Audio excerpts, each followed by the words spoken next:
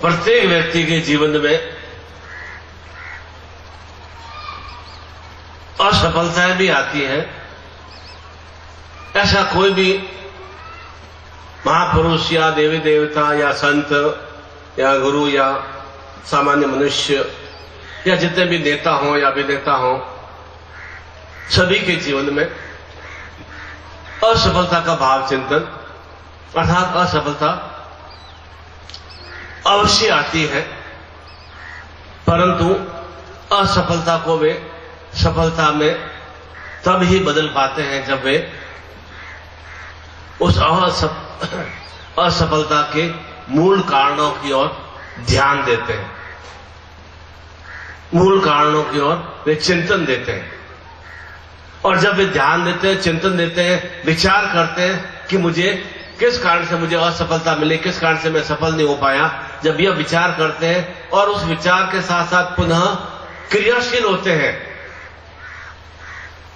तब वे उत्तरोत्तर धीरे धीरे धीरे धीरे सफलता की सीढ़ी की ओर चढ़ते हैं। कल भी समय क्या बताया कि हमें अपने उच्चता की ओर चढ़ना है तो एक एक सीढ़ी चढ़ के हम उच्चता की ओर चढ़ सकते हैं। आपको भी यहाँ स्टेज पर आना है तो 6 सीढ़ियां बनी हुई है, 1 2 3 4, तो 6 सीढ़ियां चढ़ेंगे तब आप स्टेज पर मेरे पास में आ पाएंगे। एकदम तो जब मार के आ नहीं सकते, हो सकता है कि टांग में कुछ फ्रैक्चर हो जाए, कुछ लग भी जाए। जीवन में भी ऐसा ही है, जो असफलता के बारे में विचार करते हुए किस कारण से मुझे असफलता मिली और असफलता के कारणों को विचार करने के बाद उसे चुनौती के रूप में स्वीकार करता है कि नहीं, मुझे इन कारणों से असफलता मिली कि मेरे कार्य करने की क्षमता में थोड़ी कमी थी, या मैं क्रियाशीलता में मैंने न्यूनता रखी, या मैंने पूरा समय नहीं दे पाया।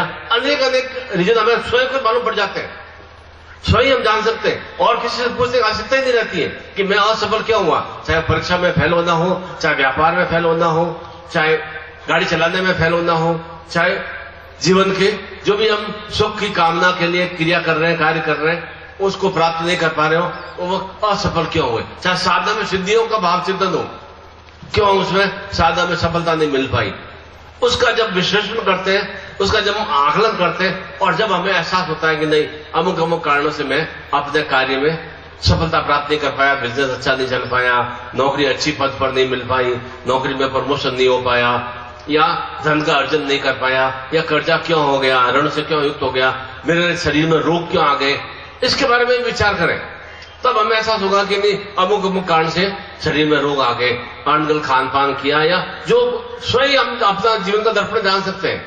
जब उसको हम एहसास कर लेते हैं और उसको चुनौती के रूप में लेते हैं कि नहीं, मेरे जीवन में यह असफलता कारण है, मुझे इसको निस्संदेह करना है, समाप्त करना है, उसके लिए मुझे क्रियाशील होना है, तब हम जीवन में सही रूप में सफलता को प्राप्त कर पाते हैं। और ऐसी ही सफलता को प्राप्त करने के लिए विशेष रूप से जो भी आपके जीवन में, मैंने क्या बताया, हर एक के जीवन में असफलता का भाव चिंतन आता ही है। कोई आप कोई बहुत दीनहीन से नहीं है, कोई मैं बहुत ज्यादा श्रेष्ठ नहीं हूं, मेरे भी जीवन में असफलता के भाव चिंतन आए होंगे, साधनाओं में सिद्धियों के भाव चिंतन असफलता आए होंगे, परंतु उन्हें एक मार्गदर्शन के माध्यम से, एक शक्ति के माध्यम से, एक सदगुरुदेव की चिंतन के माध्यम से उन असफलताओं को उन्हें चुनौती के रूप में स्वीकार किया और विजय श्री को प्राप्त हो सका। आप भी अपने जीवन में ऐसे ही विजय श्री को प्राप्त हो सकते हैं, निश्चित रूप से किसी न किसी शक्ति के माध्यम से। और वैसे ही जो भी आपके जीवन में असफलता का मतलब, जो भी आपके जीवन में शत्रु के भाव है, कोई शत्रु के भाव ही रहेंगे ना, चाहे मेरे में आलस्य रहा हो, चाहे मेरे में ज्ञान बुद्धि की न्यूनता रही हो, या कुबुद्धि के फलस्वरूप, या बिना विचार किए मैंने कोई कार्य कर लिया होगा, या मैंने उसको समय नहीं दिया होगा, तो ये शत्रु के भाव ही तो है। उन शत्रुओं का दमन कर सके हम। शत्रु कोई व्यक्ति नहीं है, मेरे आलस्य की भावना भी हो सकती है, मैंने पूरा समय नहीं दिया हो, मैंने ज्ञान ही नहीं रहा होगा कि मुझे कपड़े की दुकान को किस तरह से संचालित करना है, या किराने की दुकान को किस तरह संचालित करना है, और मैं उधर ही उधर रखता रहा। हो सकता है मैं कर्जे में युक्त हो गया, अर्थात मेरे भीतर में वह अज्ञानता का भाव है, समय नहीं देना पाना, वह भी मेरे भीतर में न्यूनता का भाव है। उस भावों को समाप्त करने के लिए उन शत्रुओं का दमन करना आवश्यक है जो भीतर में मुझे असफलता की ओर अग्रसर कर सकते हैं। और उन शत्रुओं का जब हम दमन कर लेते हैं तो निश्चित रूप से हम, जब मेरे जीवन में कोई शत्रु ही नहीं है, मेरे जीवन में कोई भी अवरोध वाले भाव ही नहीं है, मेरे जीवन में कोई कांटे ही नहीं है, तो निश्चित रूप से मैं सफलता की ओर अग्रसर हो पाऊंगा, निश्चित रूप से मैं श्रेष्ठता की ओर अग्रसर हो सकूंगा। उन असफलताओं को, उन शत्रुओं के दमन के लिए ही अभी विशेष रूप से आज इस महाकाली दिवस पर कर्ण पिशाचनी शक्तिपात दीक्षा और कार्तवीर्य अर्जुन शक्तिपात दीक्षा हम ग्रहण करेंगे। कर्ण पिशाचनी का तात्पर्य जो भी जीवन में पिशाच रूपी स्थितियां हैं, पिशाच मतलब कोई भूत प्रेत नहीं है, जो मुझे अधोगति की ओर अग्रसर करे, जो मुझे अनगल क्रियाओं की ओर अग्रसर करे, उसे नेस्त नाबूद करना, वह कर्ण पिशाची शक्ति का भाव है, वह महाकाली शक्ति का भाव चिंतन है। चाहे वे शत्रु रोग के रूप में हो, चाहे धनहीनता के रूप में हो, चाहे आसपास के पड़ोसी के रूप में हो, चाहे परिवार के सदस्यों के रूप में हो, चाहे हमारे जहां नौकरी व्यवसाय कर रहे वहां हो, उन शत्रुओं को समाप्त नहीं करना है कि अमुक अमुक व्यक्तियों को बस जीवन से समाप्त करना, वह भाव नहीं है।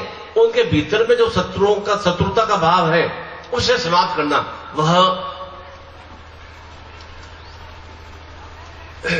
कर्ण पिशाचनी के माध्यम से और कार्तवीर्य अर्जुन शक्ति के माध्यम से, अर्थात मैं भी कार्तिकेय की तरह भगवान सदाशिव महादेव का जो ज्येष्ठ पुत्र है कार्तिकेय, उन कार्तिकेय की तरह मैं विजयश्री को प्राप्त हो सकूं, सफलता को प्राप्त हो सकूं। और कार्तवीर्य अर्जुन, उस जैसे अर्जुन को भी किस तरह से ज्ञान दिया भगवान श्री कृष्ण ने, वैसा ही ज्ञान मुझे, ज्ञान का मतलब निरंतर शक्ति का भाव। ऐसा नहीं मैं 2 घंटे प्रवचन देकर चला जाऊंगा और फिर आपसे वापस से बात ही नहीं हो, निरंतर आपके भीतर में शक्ति का भाव चिंतन, वह कर्ण पिशाचनी के माध्यम से और कार्तवीर्य अर्जुन शक्ति के माध्यम से आपके जीवन में जो भी न्यूनता के भाव हैं, जो आपको पराभाव की और अधोगति की ओर अग्रसर कर रहे हैं, उन्हें समाप्त करना, वह हम शक्तिपात दीक्षा के माध्यम से, उस कर्ण पिशाचनी शक्ति के माध्यम से, अर्थात जो भी पिशाच रूपी, पिशाच का मतलब कितना विशाल विशाल आप मानते हैं, कितना विशाल विशाल पिशाच है, इतना विशाल विशाल प्रेत है, इस जीवन में भी जो दुख है ये भी पिशाच रूपी शक्तियां हैं।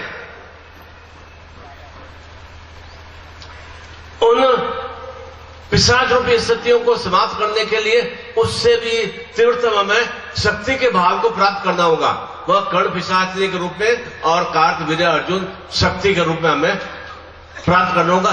तब हमें पहले हमें अपने जीवन की भीतर की जो गंदगी है, अर्थात जो मवाद है, जो एक तरह से रस्सी का भाव है, जो एक भीतर में कीड़े कुलवा रहे हैं, दुख के रूप में, कष्ट के रूप में, बाधाओं के रूप में, अवनीति के रूप में, उन मवाद को, उन रस्सी को, उस जो षडांतपूर्ण स्थितियां हैं, उस षडांतपूर्ण स्थिति को समाप्त करने के लिए वह कार्तवीर्य अर्जुन शक्तिपात दीक्षा और कर्ण पिशाचनी शक्तिपात दीक्षा हम ग्रहण करेंगे। और तब हम बाद में विशेष रूप से वह त्रिशक्ति युक्त धन लक्ष्मी दीक्षा हम ग्रहण करेंगे। तो जीवन में जो हमारे लक्ष्य हैं, जो हमारा उद्देश्य है, उन लक्ष्यों को हम सही रूप से प्राप्त कर पाएंगे। तब हमारे जीवन में यह नया वर्ष एक सही रूप से सही सौगात लेकर आएगा। अन्यथा तो 15 भी बीत गया, 14 बीत गया, 13 बीत गया, 16 बीत जाएगा, कुछ भी क्रिया नहीं करेंगे 16 भी बीत जाएगा। तब जीवन में एक नवीन हर्ष का भाव चिंतन होगा, तब जीवन में एक उत्कर्ष का भाव चिंतन होगा। उन चुनौतियों को तब हम सही रूप से पूर्णता से समाप्त कर पाएंगे और उन्हें पार कर पाएंगे। तब हमारे जीवन के जो लक्ष्य हैं, उन लक्ष्यों को सही रूप से, जो संकल्प के भाव चिंतन हमने ग्रहण किए 2 दिवसों में, उन्हें तब हम संकल्प को शीघ्रता से, पूर्णता से प्राप्त कर पाएंगे। अन्यथा तो संकल्प करने से तो आप अभी भी संकल्प लेंगे कि बस आरोग्यता की प्राप्ति हो, धन लक्ष्मी की प्राप्ति हो, पुत्र पौत्र की प्राप्ति हो, तो क्या सभी को आरोग्यता की प्राप्ति होती है क्या? सभी को धन लक्ष्मी की प्राप्ति होती है क्या? क्योंकि हम क्रियाशील ही नहीं है। जो धन क्यों नहीं हमें प्राप्त हो रहा है? तो जो शत्रु बाधाएं हैं जो हमारे जीवन में धन को प्राप्त करने में बाधा अड़चने उत्पन्न कर रही हैं, उसको कर्ण पिशाच की चेतना के रूप में, शक्ति के रूप में उसे समाप्त करना, तो हमारा धन आने का मार्ग सुगम हो सकेगा। नहीं तो आप अधिक हमें तो साधक मुझे मिलते हैं, कहते हैं मैं तो बहुत परिश्रम करता हूं, मेहनत करता हूं, पर तो मुझे तो सही रूप में लक्ष्मी की प्राप्ति नहीं हो पाती, धन की प्राप्ति नहीं हो पाती, और धन के बिना तो 99% कार्य हमारे जीवन के पूर्ण नहीं हो पाते। इसलिए पहले हमें उस कर्ण पिशाच को पूर्ण से साक्षीभूत करना होगा, चाहे वो साधनात्मक मार्ग में भी हो। क्यों हमारा मन एकदम अनेक विचारों से युक्त होता है? क्यों हमारा मन भटकता है? मन में अनेक विचार आते हैं। पूजा के समय क्यों अनेक विचार आते हैं? पूजा के समय क्यों हमारे मन में अनेक शत्रुता के भाव आते हैं? अमुक व्यक्ति ने ऐसा बोल दिया, अमुक व्यक्ति ने ऐसा बोल दिया, भाई ने ऐसा बोल दिया, पिता ने ऐसा बोल दिया, पुत्र ने ऐसा बोल दिया, पड़ोस ने ऐसा बोल दिया। पूजा के हम तो भगवान के सामने बैठे हैं, गुरु के सामने बैठे हैं, दीप ज्योति जल रहा है, पर तो मन और कहीं उड़ान पड़ रहा है, कहीं हम मन विचरण कर रहा है, तब हमारी एकाग्रता आ नहीं रही। जब एकाग्रता नहीं आएगी तो साधनाओं में क्या मतलब गुरु भी सही रूप में नहीं आ पाएगा। साधनाओं तो बहुत दूर की बात, भुवनेश्वरी या मां काली या बगलामुखी तो बहुत दूर की बात, वह तो गुरु भी सामने नहीं आ पाएगा। फिर भले ही हम सामूहिक रूप से 21 तारीख का पूजन करें, चाहे 8 तारीख का पूजन करें, कुछ भी हमें जीवन में हासिल नहीं हो पाएगा जब तक जो भीतर में अंदर भाव चिंतन है।